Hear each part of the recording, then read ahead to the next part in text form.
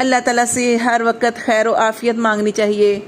اللہم انی اسألک العفو والعافیہ فی الدنیا والآخرہ۔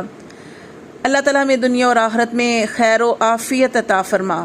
دیکھیں حضرت عائشہ رضی اللہ تعالیٰ عنہ سے روایت ہے کہ رسول صلی اللہ علیہ وآلہ وسلم جب ابر اٹھتا دیکھتے اور آندھی چلتی دیکھتے تو آپ صلی اللہ علیہ وآلہ وسلم کے چہرے سے فکر کے آثار نمودار ہو جاتے تھے۔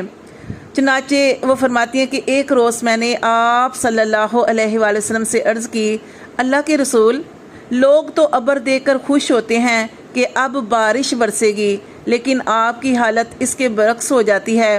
تو آپ صلی اللہ علیہ وآلہ وسلم نے ارشاد فرمایا، عائشہ، میں اس بات سے کیسے مطمئن ہو جاؤں کہ ایک قوم ایسی گزری ہے کہ جس کو اللہ نے ہوا کے ذریعے ہلاک کیا۔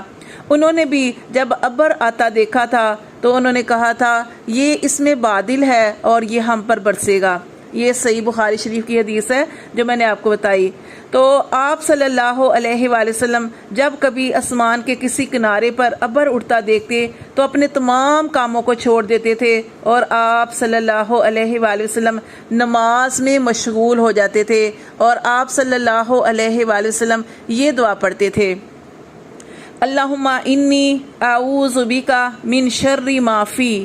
اس کا مطلب یہ ہے کہ اے اللہ، میں تجھ سے اس کی برائی سے پناہ چاہتا ہوں جو اس میں موجود ہے، کہ اگر اس میں برائی موجود ہے تو اللہ تبارک و تعالیٰ میں اس سے پناہ چاہتا ہوں۔ اور اگر بارش برستی تو آپ صلی اللہ علیہ وآلہ وسلم اللہ عز و جل کی تعریف یعنی حمد و ثنا بیان کرتے اور یہ دعا پڑھتے، اللہم سیبا نافعا، کہ اے اللہ ہمیں نفع دینے والی بارش عطا فرما۔